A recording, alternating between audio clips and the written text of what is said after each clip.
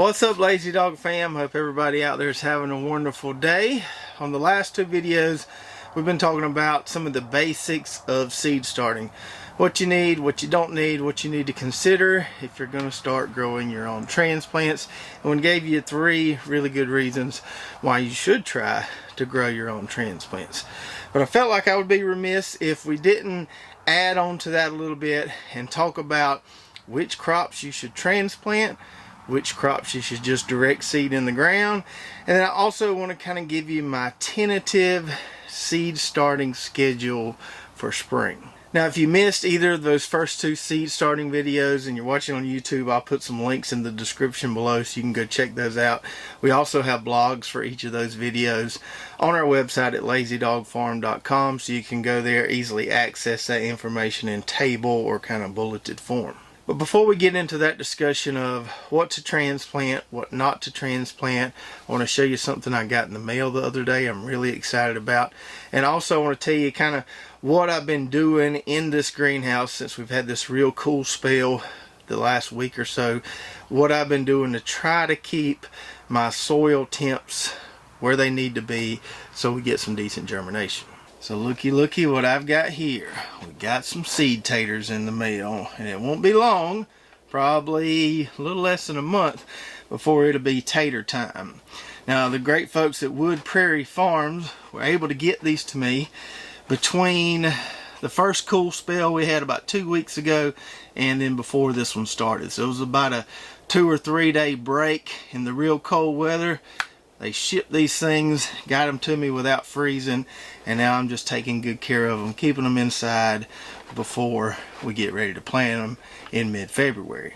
So we've got some seed potatoes that we grew ourselves. We're going to use our own seed stock from our fall planting, but then we've got some varieties here we've never tried before that we got from Wood Prairie, and I really like the packaging on these. So these are 5-pound bags.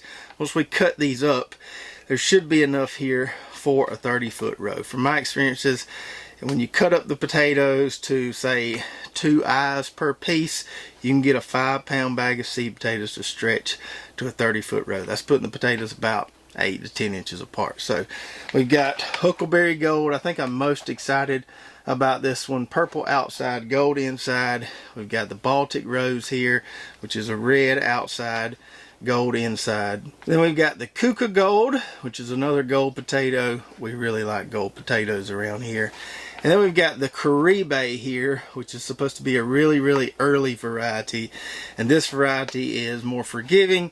If you don't get your potatoes planted on time, you forget, you don't get around to it, maybe your soil's too wet to plant on time, this is a really early maturing variety, so to still make big potatoes even if you do plant them late. And Jim and the great folks at Wood Prairie Farms were gracious enough to set up an affiliate partnership with us and give you guys a coupon so you can get a little discount if you want to go order some seed potatoes from there. They have a lot of really good varieties, lots to pick from there, and on the checkout page you can specify your ship date. So when I checked out, I said ship as soon as possible, and like I said, they were able to fit it in that window and go ahead and get these things to me, even though it's going to be a few weeks before I'm ready to plant them. But you can specify your ship date and they'll get them to you, weather permitting, as soon as they can around that date you specify. You can't ship potatoes if they're going to encounter any freezing temperatures. If they freeze, they'll ruin. But from my experiences with them, they were able to get them to me way before I actually needed them. So we've added Wood Prairie to our affiliates page on our website at lazydogfarm.com. Their website, I believe, is woodprairie.com. And if you go there and decide to try a few of these varieties, you can use the code LazyDogFarm to get a 5% discount. So if you've got a little extra space in your potato plot or your potato bed and you want to try a new variety you've never tried before, they got a lot of varieties you probably never tried before. So go check those guys out and grab you some seed potatoes while they still have them. So now let's talk about what we've been doing to try to keep this greenhouse warm when we've had this really cold weather the last few days. So I've got me a thermometer here in the back, and it looks like the temperature is reading a little bit above 70 right now, and you can see there the sun is shining today, which really helps. If the sun is out, this thing will warm up pretty well during the day. Now yesterday, the outside temperatures were about the same as they are today. Maybe it's a little warmer today, but yesterday there was no sun. And I had a really tough time getting this greenhouse warmed up during the day. So if the sun is out, that really helps. Even if the temperature is not that high, seems like when the sun is out, it can really help this thing get warm during the day. If the sun's not out, I have to run a heater all throughout the day in here just to keep this thing warm. So if the sun is out like it is today, I don't have to run this heater during the day, and it warms up enough to where I only have to use this guy right here at night just to kind of keep it warm enough. But if we have a really cloudy day with no sun and the temperature doesn't get above 50 or 55, I have to run this guy right here at night to get things warmed up or to keep things somewhat warm in here. Now the problem with this guy, it works really good, but it burns through that propane there, and I've already burnt through one tank. So I'd rather not use this if I don't have to, but I have it in case I need it. So right now it's about 4:30 in the afternoon, and for this tray of peppers and tomatoes we started on that last video, I got the soil temp there. Sometimes the camera doesn't let you read that well, but it's at 90 right now. So a little warmer than 85, which is kind of my ideal temp, but it'll drop on down tonight. We just don't want to let it drop too much. We want to kind of keep it in that germination range. We don't want to let the soil temp drop down to 60 or nothing like that. So just kind of been having to play with it. And on this side of the greenhouse where we have our fig cuttings, almost completely full on this side. I got room for one more set of tree pots right there, and hopefully most of these take. We can see one of these early ones I started here, that little dormant bud, I don't know if you can see, it's kind of fuzzy, it's starting to turn green, so that's a good sign. Now since these pots are deeper, they're not going to stay as warm as that other, but this is holding in at 78 degrees right now, so that's a good sign. I like what I'm seeing there. So this week here has kind of been an odd week. Usually we just get down to freezing maybe 1 or 2 nights and it warms back up, and then maybe a week later we get down to freezing again. But this week we're going to have a lot of freezing temps at night, and so it's going to be a little bit of a battle to keep everything warm enough in here to keep our seeds in that optimal germination range. But I'm figuring it out slowly but surely, figuring it out, and we've about got the hang of it. We just have to make sure we preserve enough heat during the day so that we don't lose as much at night. So now let's talk about what vegetables you should transplant, which ones you should direct seed, and which ones can kind of go either way. So what I did was I went on that blog on our website where I have that table listing the germination ranges and the optimal germination temperatures, and just went through that list of all those different vegetable crops and then kind of categorized them based on whether it's an exclusively transplant crop, one that can go either way, or one that you always want to direct seed. So we're just going to kind of bust through these here, and we'll start out with the vegetables that you definitely want to transplant. And this is going to include cool season and warm season vegetables here. But the things we always transplant: broccoli, Brussels sprouts, cabbage, cauliflower, eggplant, kohlrabi, leeks, onions, peppers, and tomatoes. All those things don't do that great if you just direct seed them in the ground in your garden. They're things you want to grow from transplants, or if you don't have a seed starting set up, go buy plants. But you want to transplant all those. And now for the things that you definitely want to direct seed in your garden, once the soil's warm enough, once it gets to that optimal germination temperature that we have listed on our website there. This would include things like beans, carrots, parsnips, field peas, aka cowpeas, peanuts, radish, spinach, and turnips. And then we have quite a few vegetables that can go either way. You can transplant them, you can direct seed them, just depends on what you like to do for your garden. So I'll go through these and I'll tell you my preference, although you can do both. So let's start off with beets. I have transplanted beets, I have direct seeded beets. Transplanting works well if you're going for evenly sized beets. You're going to space them out evenly. You want all the same size beets. If you don't care as much about that, you can direct seed them, plant them real thick. They'll move each other out of the way. You'll get some little beets, you'll get some big beets. So if you don't care about the size, direct seed them. If you really want consistent size, transplant them.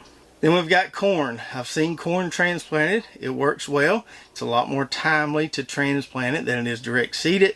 Probably here it just depends on the size of the plot you're doing. If you're just doing a little raised bed, you might want to transplant it. If you're doing a 30 by 30 plot or 30 by 35 plot, which we tend to do, it's a little easier to direct seed it. And then cucumbers. I always direct seed my cucumbers, although I may try transplanting them this year. All the commercial farmers around here transplant cucumbers. I know a lot of backyard gardeners transplant cucumbers.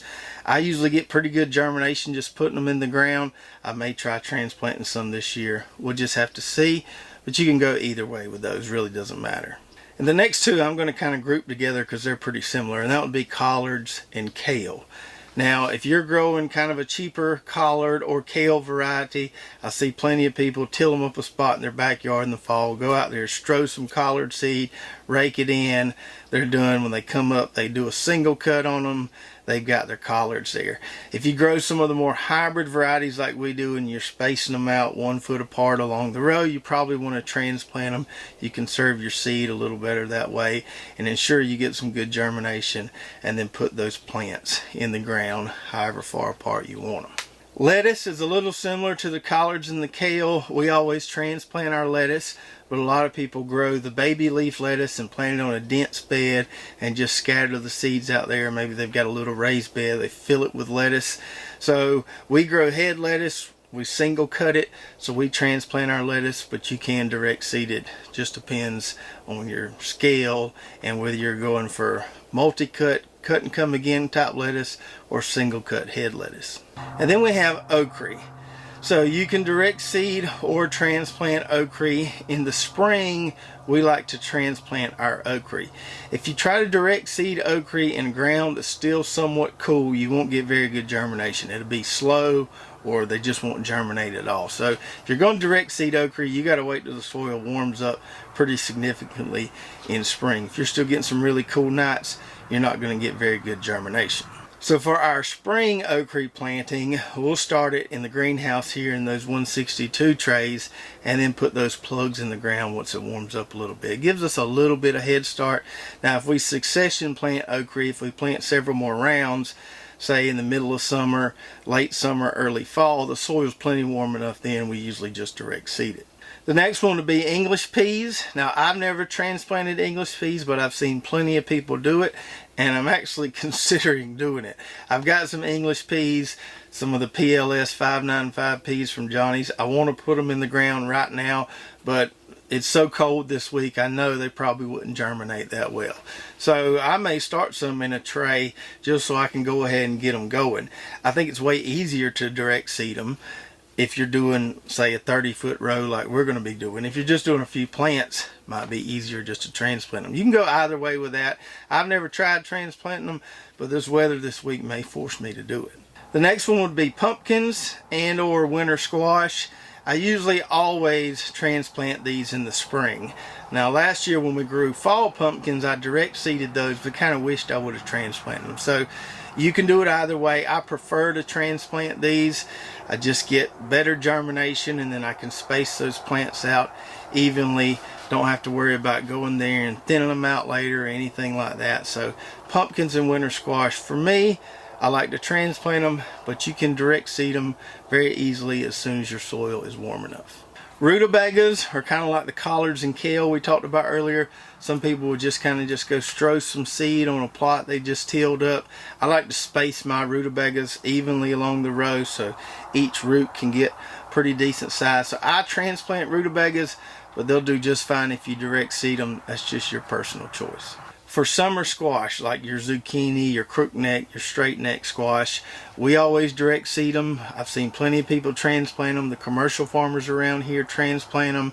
We get really good germination. We direct seed them, so I've never found the need to transplant them, but you can transplant them. Maybe if you have some really intense pest pressure, you want to try transplanting them just to give you a little head start. But, you know, you choose what's right for you there. And the last two on our list here would be Swiss chard and then watermelon. So Swiss chard, kind of like the collards and the kale and the rutabagas, you can plant that thick, just throw some seeds out there. Sometimes Swiss chard is a little finicky to germinate. I've always had better luck transplanting it, but you can direct seed it. And then as far as watermelon goes, we always transplant watermelons in the spring. So our first planting of watermelons, we always go in the ground with a transplant. That's how the commercial guys do it. Seems to work pretty good, especially considering the fact you're putting those transplants in the ground when the soil may still be a little cool at night. So if you're going to direct seed them, you got to wait a little longer, wait for that soil to warm up really good. If you're growing seedless watermelons, you definitely want to transplant those because you need a really controlled environment to get those seedless watermelon seeds to germinate. Now last year, after we put our seedless watermelon plugs in the ground, we did kind of a succession watermelon planting. And I would say it was sometime in May, once the soil had warmed up really well, I direct seeded some watermelons in the ground and they did just fine. But if you're wanting to kind of get the jump on the watermelon growing season, go in the ground with a transplant, grow those things in trays, and then put the plugs in the ground. Now, just like we did with that table of germination temperatures on our website, I'll put all this information on a blog on our website in table form, something easy to read. So you can go there, check it out, see the list of what to transplant, what you can do either way, and what you definitely want to direct seed. And for some of those vegetables that are kind of in the middle there where you can direct seed them or transplant them, let me know in the comments below what your preference is as far as direct seeding or transplanting. And then lastly, I kind of want to give you guys my tentative plan as far as what my seed starting schedule is. Now, I may not stick to this exactly, but I'm going to try to stick to it. There may be a week or two variance there, but when I write it down like this, it helps me kind of stick to the schedule a little better. So we're down here in South Georgia in Zone 8B, and we usually get our last frost sometime in early March to the middle of March. Now, if you're in Zone 8A, you're probably about 1 to 2 weeks behind us as far as your schedule goes. And then if you're in Zone 7B, a whole number behind us, you're probably about 2 to 4 weeks behind us. Now, that can vary greatly because that last frost date can vary sometimes up to 20 days from year to year. But just as a general rule of thumb, if you're behind us a letter, 1 to 2 weeks. If you're behind us a number, 2 to 4 weeks. So let's go through this schedule here. We'll start out with the first thing that we started, which was heirloom tomatoes and peppers.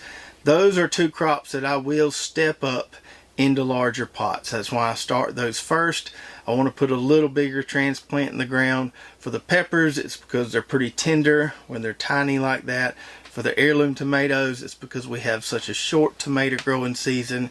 If it gets hot real quick, it will zap them.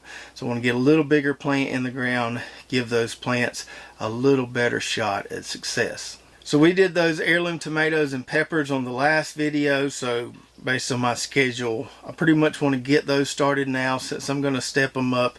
And I'm going for an in-ground date on those of mid-March. As soon as I feel confident that we've had our last frost, I'm going to go in the ground with those transplants. And then the next things we'll be planting in the greenhouse will be our hybrid determinate tomatoes and our eggplant. So I don't have to get the hybrid tomatoes in the ground as early as I do the heirloom because they do have some disease resistant.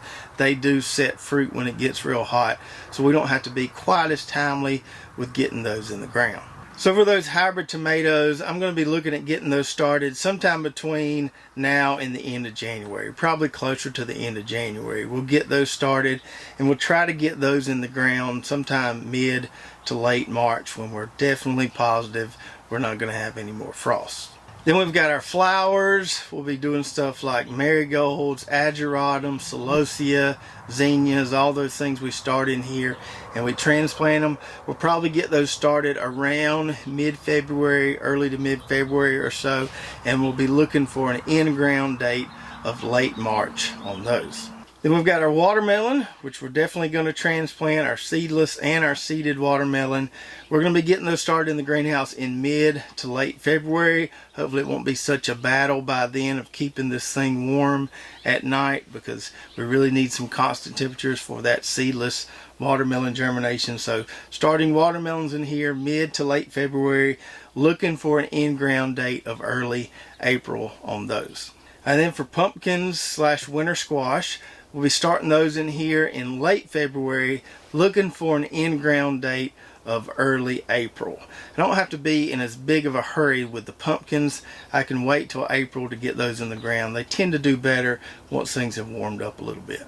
And then the last one is okra. We need warm soil temps for okra to germinate well. So we'll probably start our okra in here in early March.